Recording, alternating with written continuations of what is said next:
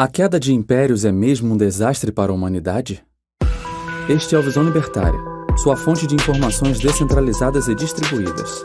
A trilogia de livros Fundação, escritos por Isaac Asimov, é, sem dúvidas, a obra literária mais importante do gênero da ficção científica. A história se passa num contexto de declínio de um grande império galáctico, ou melhor, o Império Galáctico, visto que não há outro na história. O autor teve por base sua construção narrativa ficcional A Queda do Império Romano. Na história de fundação, somos apresentados a um império que já dura há milênios, com um poder político bem estabelecido, oferecendo algo muito importante para os estados bem-sucedidos: a estabilidade. Ocorre que, por meio de algo concebido no livro como psicohistória, logo se descobre que aquela estrutura política imperial vai conhecer seu fim, deixando a galáxia na ignorância, trevas e violência generalizada. Sabemos como surgem os estados, e impérios nada mais são do que o mais alto nível desta estrutura. Às vezes, um grande estado domina diretamente imensas comunidades, mas às vezes, um império não precisa dominar diretamente uma vastidão geográfica. Por sua robustez militar, ele pode apenas se impor sobre os outros estados já estabelecidos. Nesse arranjo, diversas localidades têm sua própria estrutura de poder mafiosa, que conserva grande independência política, enquanto pagam tributo ao Estado imperial e, vez ou outra, lutam contra a guerra deste. Muitos acreditam que o primeiro império da humanidade foi o Antigo Egito, mas, na verdade, foi o Império Acadiano, que surgiu na região da antiga Mesopotâmia. O sistema imperial acadiano caracterizou-se por se estruturar conforme a segunda forma imperial ensinada neste artigo, onde as estruturas de poder das pequenas cidades-estados conquistadas foram mantidas intactas, conforme ensinam os historiadores brasileiros José Alves de Freitas Neto e Célio Ricardo Tazífano. Abre aspas. Os sumérios, segundo os estudos recentes, não eram uma população autóctone, ou seja, originária do próprio lugar.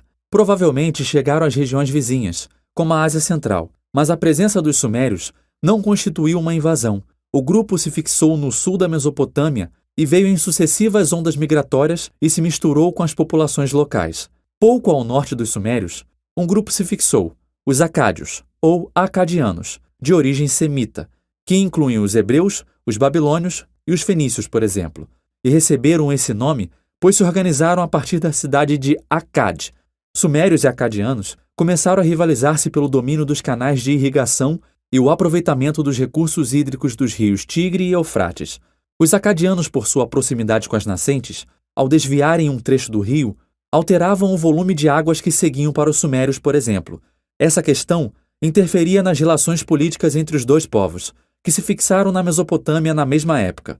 A situação política era instável, não no interior das cidades que tinham suas próprias formas de organização e de poder, mas nas relações entre as diferentes cidades que tentavam impor o seu domínio uma sobre as outras. Por volta de 2350 a.C., sob a liderança do Sargão de Akkad, deu-se a unificação entre as áreas sumérias e acadianas, e fundou-se o Primeiro Império, que pouco depois atingiria as áreas que iam do Mediterrâneo ao Golfo Pérsico. O sistema político adotado do Sargão alterava o modelo que reconhecia a autonomia das cidades e do templo, pois a religião era um importante elemento para o exercício do poder de cada cidade, que acreditava ter uma divindade por localidade. Fecha aspas. A partir de então, houve vários impérios no mundo: acadiano, babilônico, assírio, egípcio, grego, romano, britânico, soviético e o norte-americano. Para nos atermos aos mais relevantes, ocorre que, até o momento, a história nos mostra que todo o império tem início, apogeu e queda. A Bíblia Sagrada, no livro do profeta Daniel, descreve o período no qual o povo judeu estava subjugado por um império que descende diretamente do acadiano, o Império Babilônico. É relatada uma profecia entendida costumeiramente pela maioria dos estudiosos do Antigo Testamento, tanto católicos como ortodoxos e protestantes, como a descrição de uma sucessão de grandes impérios onde os mesmos teriam uma relação direta como o judaísmo e o cristianismo. Tais impérios levantariam e tombariam até que Deus se manifestasse pessoalmente na história humana, findando os governos humanos e estatais e estabelecendo sua própria ordem social. O capítulo 2 do livro de Daniel relata uma estátua cuja cabeça era de ouro fino, o peito e os braços de prata, o ventre e as coxas de cobre, as pernas de ferro, os pés em parte de ferro e em parte de barro. Em um outro momento, uma pedra lhe atingia os pés, destruindo a estrutura por inteiro. Tanto a obra ficcional de Asimov quanto os escritos bíblicos tratam, de certa forma, mas com óticas diferentes, a queda de impérios. Atualmente, estamos diante de dois grandes impérios em franca decadência. De um lado, os Estados Unidos, que cresceram e prosperaram graças ao respeito aos direitos naturais, como propriedade privada, e ao direito inalienável do homem ao comércio, mas que agora olha para sua história com tristeza e uma série de condenações. Esse império está cada vez mais voltado à idolatria ao Estado, à demonização do sucesso e à adoção de um sentimentalismo histórico.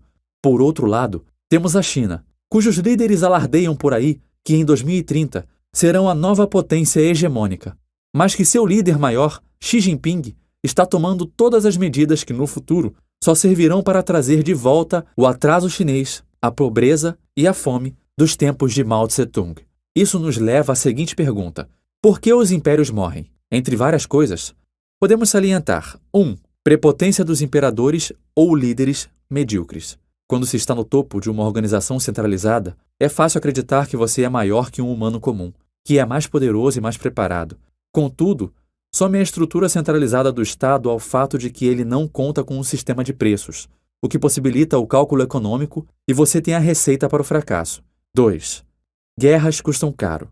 Não há outra forma de dominar vastas regiões pacificamente e sem enfrentar resistências locais.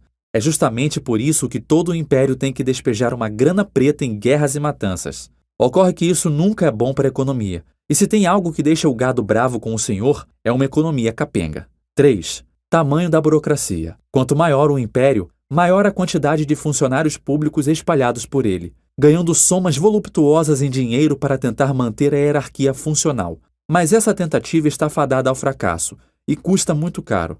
4. Ambição do estamento burocrático. Todo império precisa de um deep state. Essa estrutura é naturalmente faminta por poder. Além disso, há sempre aqueles que se destacam e começam a jogar não para o time estabelecido, mas para poder estabelecer seu próprio time. É daí que surgem os golpes de Estado e guerras civis que gelam a espinha de qualquer autocrata. 5.